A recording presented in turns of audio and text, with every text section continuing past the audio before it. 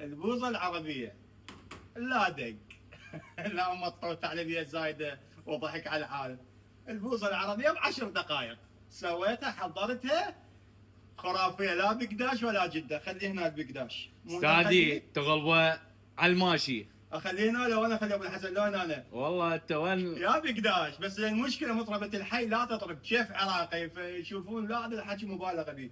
تعال جربوها البوظه العربيه يمي سويتها كيلو على 6 كيلوات حليب من الخطه الاساسيه، طلع الطعم خرافي. ماكو حد ضاقه واذا ما قال خرافيه، ما اتجرأ وانشرها اذا ما كانت خرافيه.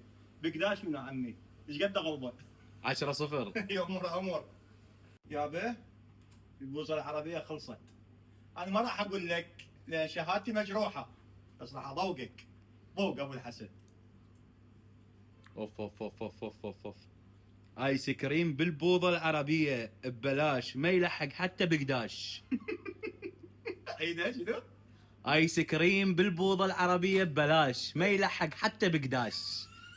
لا يابا بقداش.